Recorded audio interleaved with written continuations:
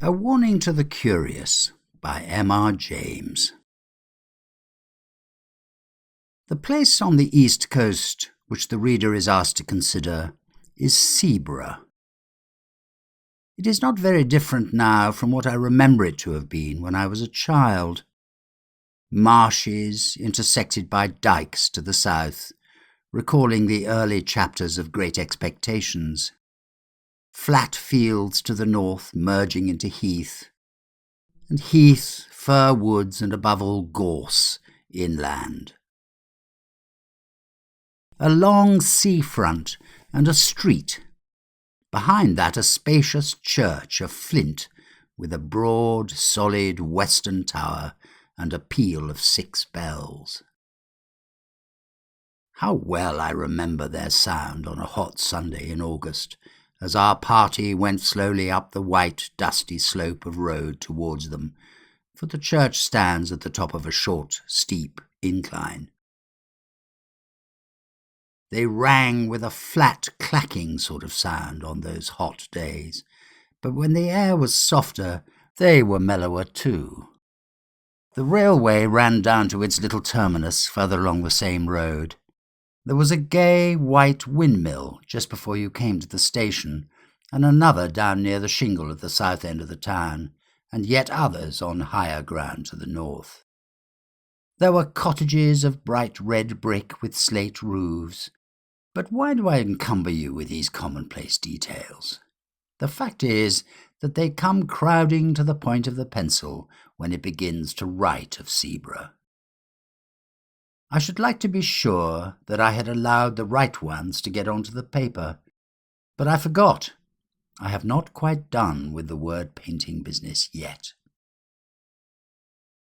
Walk away from the sea and the town, past the station, and turn up the road on the right. It is a sandy road, parallel with the railway, and if you follow it, it climbs to somewhat higher ground. On your left, you are now going northward, is heath.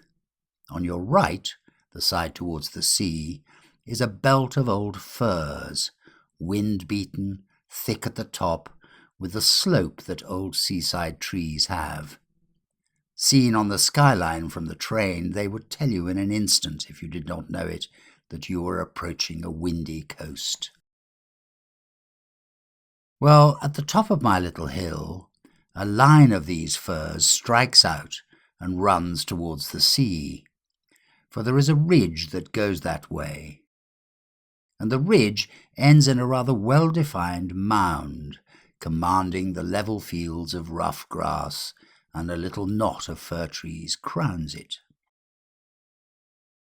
And here you may sit on a hot spring day, very well content to look at blue sea, white windmills, red cottages, bright green grass, church tower, and the distant Martello Tower on the south. As I have said, I began to know Seaburgh as a child, but a gap of a good many years separates my early knowledge from that which is more recent. Still, it keeps its place in my affections, and any tales of it that I pick up have an interest for me. One such tale is this. It came to me in a place very remote from Seaburgh, and quite accidentally, from a man whom I had been able to oblige, enough in his opinion to justify his making me his confidant to this extent. "I know all that county more or less," he said. "I used to go to Seaburgh pretty regularly for golf in the spring. I generally put up at the Bear with a friend, Henry Long it was. You knew him, perhaps?" "Slightly," I said. "And we used to take a sitting room and be very happy there. Since he died, I haven't cared to go there, and I don't know that I should anyhow, after the particular thing that happened on our last visit. It was in April 1902. We were there, and by some chance we were almost the only people in the hotel, so the ordinary public rooms were practically empty, and we were the more surprised when, after dinner, our sitting-room door opened and a young man put his head in. We were aware of this young man. He was rather a rabbity, anemic subject, light hair and light eyes, but not unpleasing. So when he said, "I beg your pardon, is this a private room?" we didn't growl and say, "Yes, it is," but Long said, or I did, no matter which, "Please come in." "Oh, may I?" he said, and seemed relieved. Of course, it was obvious that he wanted company. And as he was a reasonable kind of person, not the sort to bestow his whole family history on you, we urged him to make himself at home. "I dare say you find the other rooms rather bleak," I said. Yes, he did, but it was really too good of us, and so on and so on. That being got over, he made some pretence of reading a book. Long was playing patience, I was writing. It became plain to me after a few minutes that this visitor of ours was in rather a state of fidgets or nerves, which communicated itself to me, and so I put away my writing and turned to engage him in talk. After some remarks, which I forget, he became rather confidential. "You'll think it very odd of me," this was the sort of way he began, "but the fact is, I've had something of a shock." Well, I recommended a drink of some cheering kind, and we had it. The waiter coming in made an interruption, and I thought our young man seemed very jumpy when the door opened. But after a while, he got back to his woes again. There was nobody he knew in the place, and he did happen to know who we both were. It turned out there was some common acquaintance in the town, and really he did want a word of advice if we didn't mind. Of course, we both said, "By all means," or "Not at all," and Long put away his cards, and we settled down to hear what his difficulty was. "It began," he said, "more than a week ago, when I bicycled over to Froston, only about 5 or 6 miles, to see the church. I'm very much interested in architecture, and it's got one of those pretty porches with niches and shields. I took a photograph of it, and then an old man who was tidying up in the churchyard came and asked if I'd care to look into the church.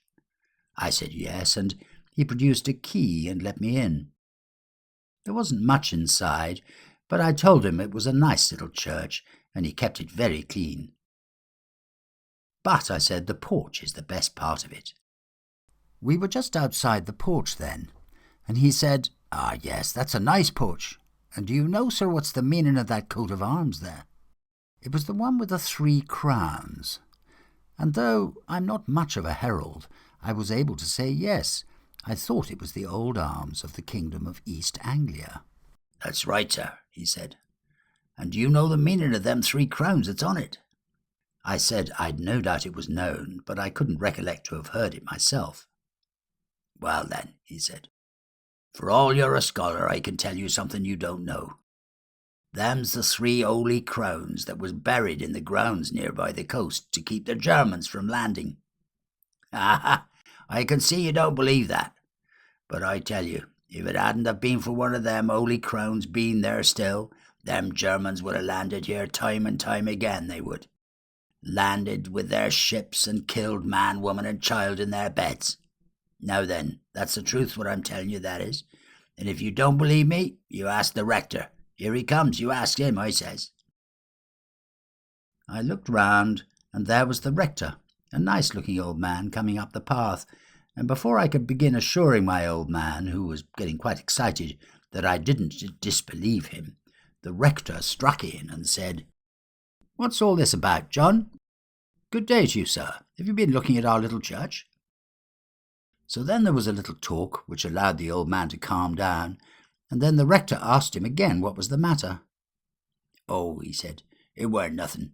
Only I was telling this gentleman he'd ought to ask you about them holy crowns." "Ah, yes, to be sure," said the rector. "That's a very curious matter, isn't it? But I don't know whether the gentleman's interested in our old stories, eh?" "Oh, we'll be interested fast enough," said the old man. "He'll put his confidence in what you tells him, sir. Why, you know William Major yourself, father and son too." Then I put in a word to say how much I should like to hear all about it, and before many minutes I was walking up the village street with the rector, who had one or two words to say to parishioners, and then to the rectory, where he took me into his study. He'd made out on the way that I really was capable of taking an intelligent interest in a piece of folklore, and not quite the ordinary tripper, so he was very willing to talk, and it is rather surprising to me that the particular legend he told me has not made its way into print before. His account of it was this. There's always been a belief in these parts in the 3 holy crowns.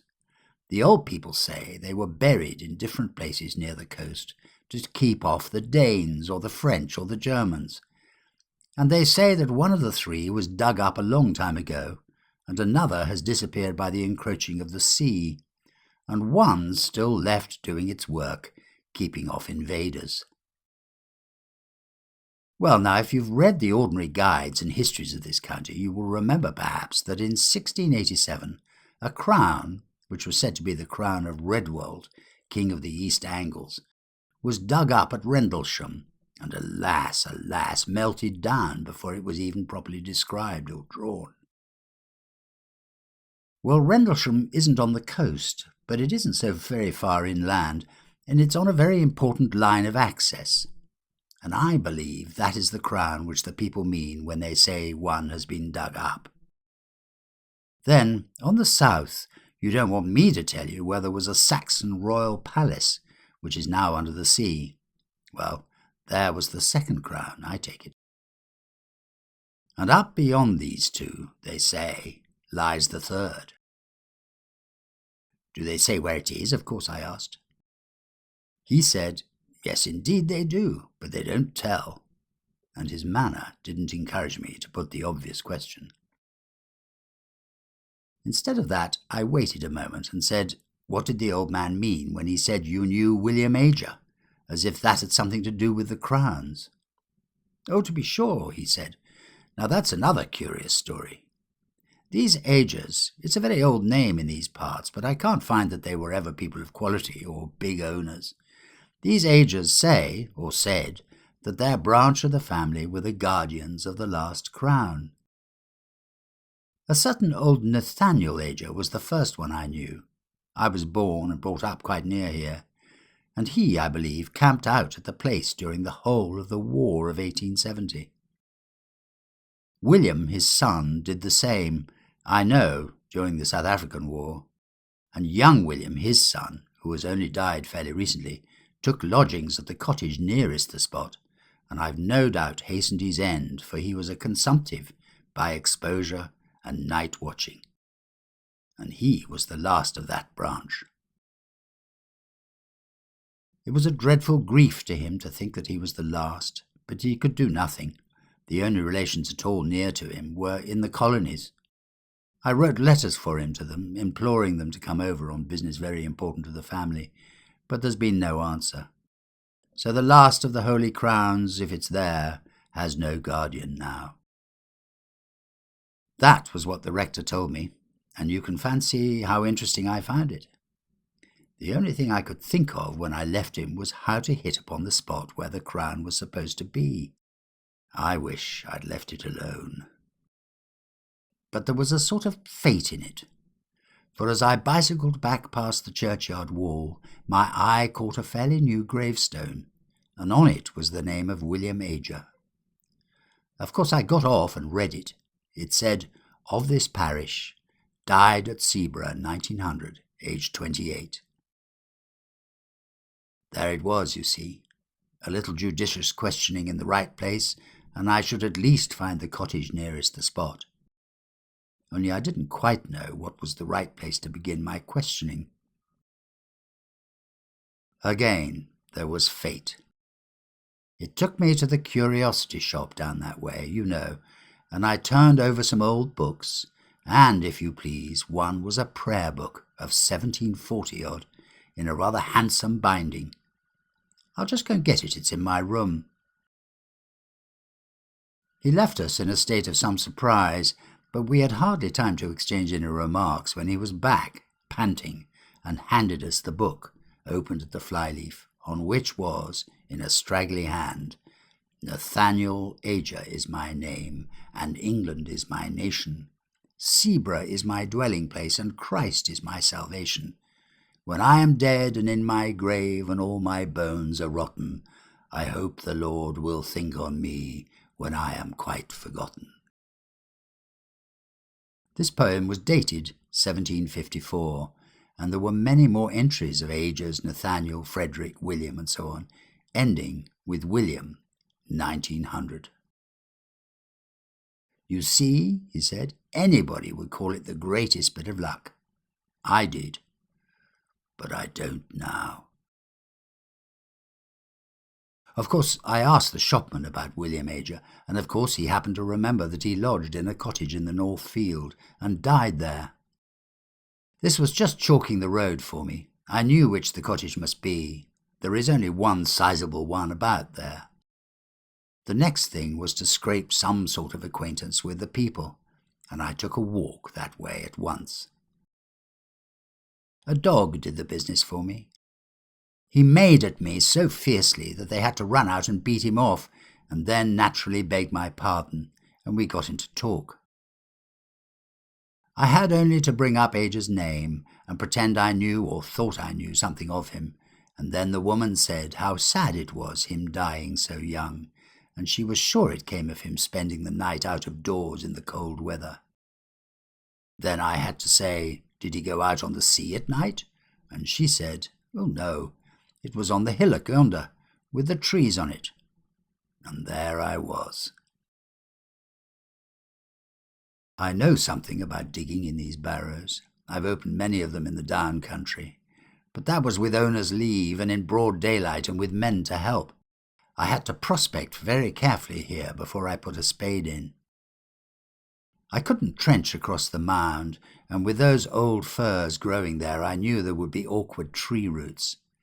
Still, the soil was very light and sandy and easy, and there was a rabbit hole or so that might be developed into a sort of tunnel. The going out and coming back at odd hours to the hotel was going to be the awkward part. When I made up my mind about the way to excavate, I told the people that I was called away for a night, and I spent it out there. I made my tunnel. I won't bore you with the details of how I supported it and filled it in when I'd done, but the main thing is that I got the crown. Naturally, we both broke out into exclamations of surprise and interest. I, for one, had long known about the finding of the crown at Rendlesham, and had often lamented its fate. No one has ever seen an Anglo-Saxon crown, at least no one had, but our man gazed at us with a rueful eye. Yes, he said, and the worst of it is, I don't know how to put it back. Put it back? We cried out. Why, my dear sir, you've made one of the most exciting finds ever heard of in this country. Of course it ought to go to the jewel house at the Tower. What's your difficulty? If you're thinking about the owner of the land and treasure trove and all that, we can certainly help you through. Nobody's going to make a fuss about technicalities in a case of this kind. Probably more was said, but all he did was to put his face in his hands and mutter, I don't know how to put it back. At last Long said, You'll forgive me, I hope, if I seem impertinent, but are you quite sure you've got it? I was wanting to ask much the same question myself, for of course the story did seem a lunatic's dream when one thought it over. But I hadn't quite dared to say what might hurt the poor young man's feelings. However, he took it quite calmly, really, with the calm of despair, you might say. He sat up and said, Oh, yes, there's no doubt of that. I have it here in my room, locked up in my bag. You can come and look at it if you like. I won't offer to bring it here. We were not likely to let the chance slip. We went with him.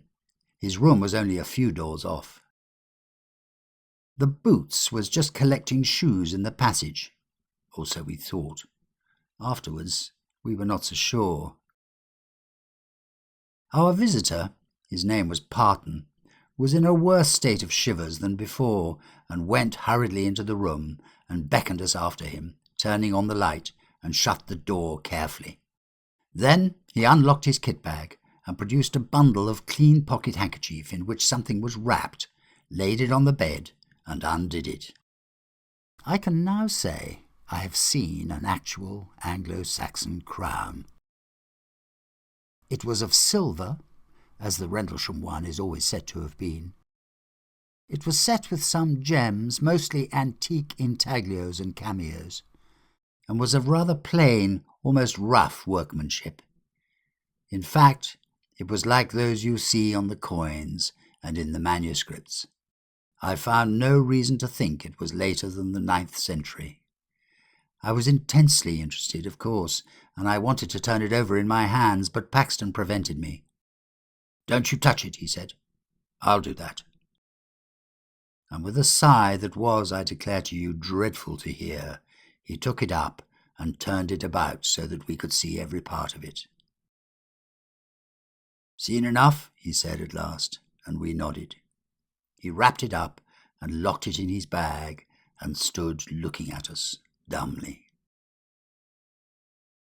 "Come back to our room," Long said, "and tell us what the trouble is." He thanked us and said, "Will you go first and see if the coast is clear?" That wasn't very intelligible, for our proceedings hadn't been, after all, very suspicious, and the hotel, as I said, was practically empty.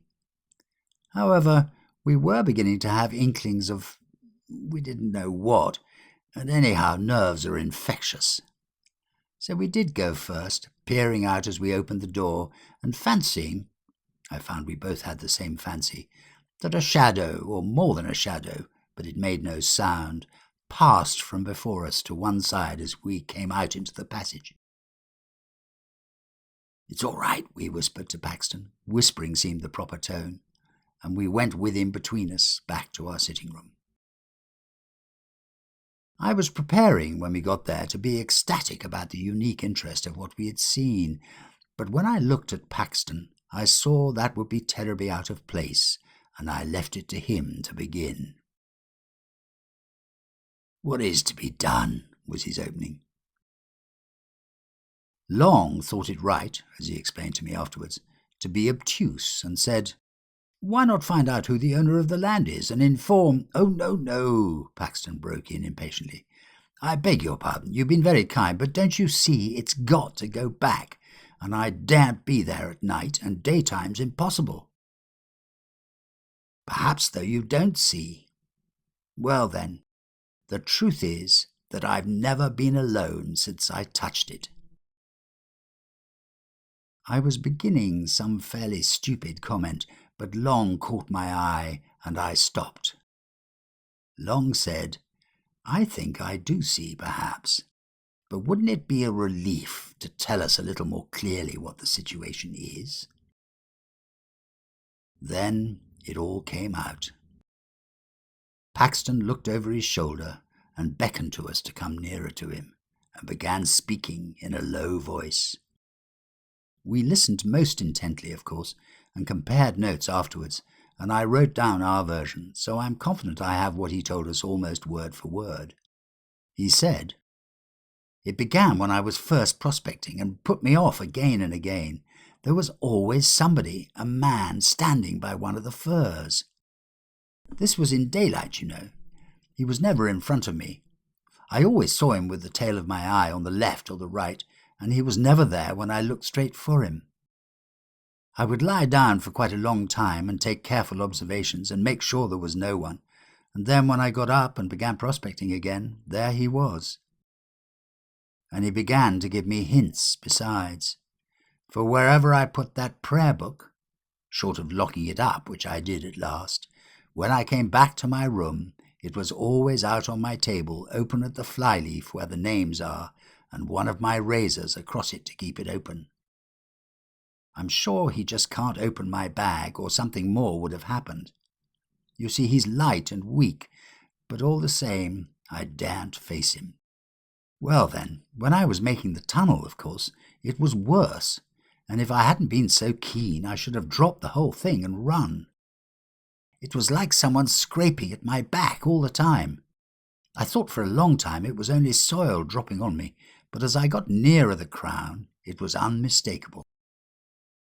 And when I actually laid it bare and got my fingers into the ring of it and pulled it out, there came a sort of cry behind me, Oh, I can't tell you how desolate it was, and horribly threatening too.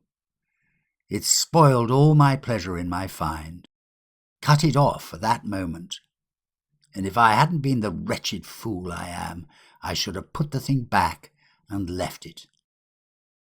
But I didn't. The rest of the time was just awful. I had hours to get through before I could decently come back to the hotel. First I spent time filling up my tunnel and covering my tracks, and all the while he was there trying to thwart me. Sometimes, you see him, and sometimes you don't, just as he pleases, I think. He's there, but he has some power over your eyes.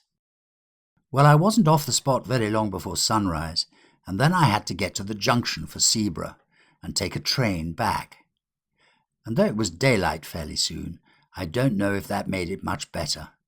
There were always hedges or gorse bushes or park fences along the road, some sort of cover, I mean, and I was never easy for a second. And then, when I began to meet people going to work, they always looked behind me very strangely. It might have been that they were surprised at seeing anyone so early, but I didn't think it was only that, and I don't now. They didn't look exactly at me, and the porter at the train was like that too, and the guard held open the door after I'd got into the carriage, just as he would if there was somebody else coming. Oh, you may be very sure it isn't my fancy, he said with a dull sort of laugh, and then he went on. And even if I do get it put back, he won't forgive me. I can tell that, and I was so happy a fortnight ago. He dropped into a chair, and I believe he began to cry. We didn't know what to say, but we felt we must come to the rescue somehow, and so, it really seemed the only thing, we said if he was so set on putting the crown back in its place, we would help him. And I must say that after what we had heard, it did seem the right thing. If these horrid consequences had come on this poor man, might there not really be something in the original idea of the crown having some curious power bound up with it, to guard the coast? At least that was my feeling, and I think it was Long's too. Our offer was very welcome to Paxton. When could we do it? It was nearing 10:30. Could we contrive to make a late walk plausible to the hotel people that very night? We looked out of the window. There was a brilliant full moon, the Paschal moon. Long undertook to tackle the boots and propitiate him. He was to say that we should not be much over the hour, and if we did find it so pleasant that we stopped out a bit longer, we would see that he didn't lose by sitting up. Well, we were pretty regular customers of the hotel and didn't give much trouble, and were considered by the servants to be not under the mark in the way of tips, and so the boots was propitiated and let us out onto the sea front, and remained, as we heard later, looking after us. Paxton had a large coat over his arm, under which was the wrapped-up crown. So we were off on this strange errand before we had time to think how very much out of the way it was. I have told this part quite shortly on purpose, for it really does represent the haste with which we settled our plan and took action. The shortest way is up the hill and through the churchyard, Paxton said, as we stood a moment before the hotel, looking up and down the front. There was nobody about, nobody at all. Seaburgh out of the season is an early, quiet place. We can't go along the dyke by the cottage because of the dog, Paxton also said when I pointed to what I thought a shorter way along the front and across 2 fields. The reason he gave was good enough. We went up the road to the church and turned in at the churchyard gate. I confess to having thought that there might be some lying there who might be conscious of our business. But if it was so, they were also conscious that one who was on their side, so to say, had us under surveillance, and we saw no sign of them. But under observation we felt we were, as I have never felt it at another time. Specially was it so when we passed out of the churchyard into a narrow path with close, high hedges, through which we hurried as Christian did through that valley, and so got out into open fields. Then, along the hedges, though I would sooner have been in the open where I could see if anyone was visible behind me. Over a gate or two, and then a swerve to the left, taking us up onto the ridge, which ended in that mound.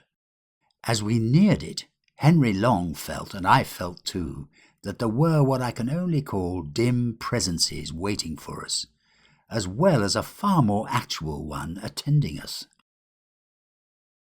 Of Paxton's agitation all this time I can give you no adequate picture. He breathed like a hunted beast, and we could not either of us look at his face. How he would manage when we got to the very place we had not troubled to think. He had seemed so sure that that would not be difficult. Nor was it. I never saw anything like the dash with which he flung himself at a particular spot in the side of the mound, and tore at it, so that in a very few minutes the greater part of his body was out of sight. I stood holding the coat and that bundle of handkerchief, and looking very fearfully, I must admit, about us. There was nothing to be seen. A line of dark firs behind us made one skyline, more trees and the church tower half a mile off on the right, cottages and a windmill on the horizon on the left, calm sea dead in front, faint barking of a dog at a cottage on a gleaming dyke between us and it. Full moon making that path we know across the sea, the eternal whisper of the Scotch firs just above us, and of the sea in front.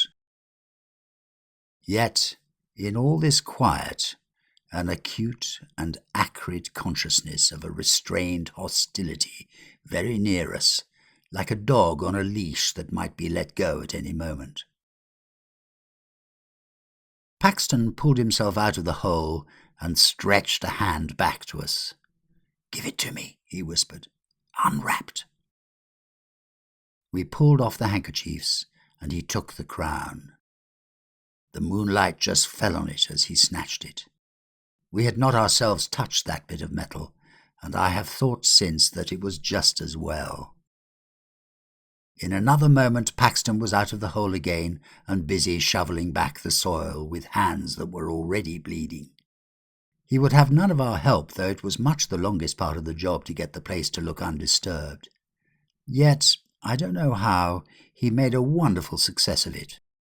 At last he was satisfied, and we turned back. We were a couple of 100 yards from the hill when Long suddenly said to him, "I say, you've left your coat there. That won't do. See?" And I certainly did see it, the long dark overcoat lying where the tunnel had been. Paxton had not stopped, however. He only shook his head and held up the coat on his arm.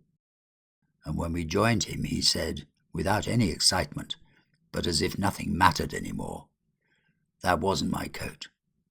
And indeed, when we looked back again, that dark thing was not to be seen. Well, we got out onto the road and came rapidly back that way. It was well before 12 when we got in, trying to put a good face on it and saying, Long and I, what a lovely night it was for a walk. The Boots was on the lookout for us, and we made remarks like that for his edification as we entered the hotel. He gave another look up and down the seafront before he locked the front door and said, "You didn't meet any people about, I suppose, sir?" "No, indeed, not a soul," I said, at which I remember Paxton looked oddly at me. "Only I thought I see someone turn up the station road after you, gentlemen," said the Boots. "Still, you was 3 together, and I don't suppose he meant mischief." I didn't know what to say. Long merely said good night, and we went off upstairs, promising to turn out all the lights and to go to bed in a few minutes. Back in our room, we did our very best to make Paxton take a cheerful view. "There's the crown safe back," we said. "Very likely you'd have done better not to touch it," and he heavily assented to that. "But no real harm has been done, and we shall never give this away to anyone who would be so mad as to go near it.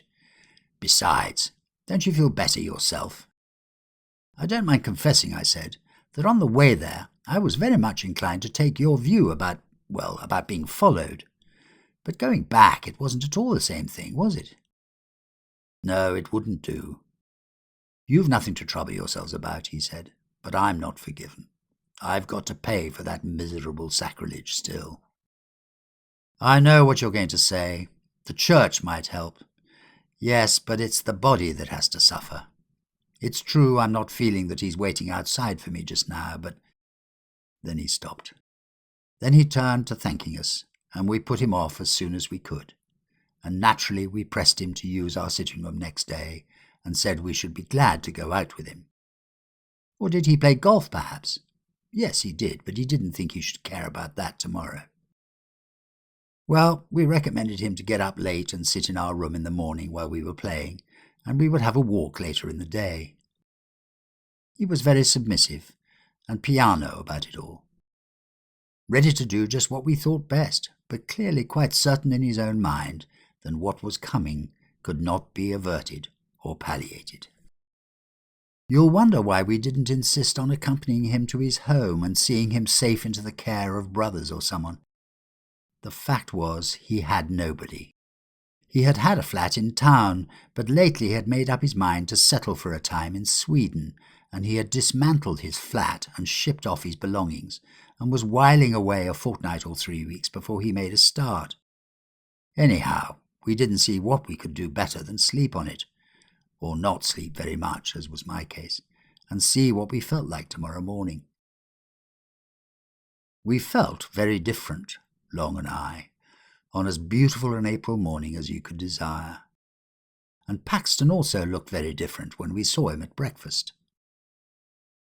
The first approach to a decent night I seem ever to have had, was what he said. But he was going to do as we had settled, stay in probably all the morning, and come out with us later. We went to the links. We met some other men and played with them in the morning, and had lunch there rather early so as not to be late back. All the same, the snares of death overtook him. Whether it could have been prevented, I don't know. I think it would have been got at somehow, do what we might. Anyhow, this is what happened. We went straight up to our room. Paxton was there, reading quite peaceably. "Ready to come out shortly?" said Long. "Say in half an hour's time?" "Certainly," he said. And I said we would change first and perhaps have baths, and call for him in half an hour. I had my bath first, and went and lay down on my bed and slept for about 10 minutes. We came out of our rooms at the same time and went together to the sitting room. Paxton wasn't there, only his book. Nor was he in his room, nor in the downstairs rooms. We shouted for him.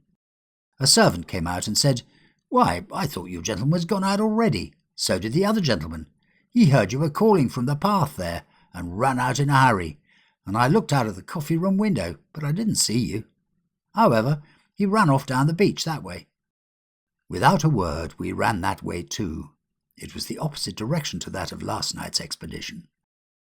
It wasn't quite 4 o'clock, and the day was fair, though not as fair as it had been, so there was really no reason, you'd say, for anxiety.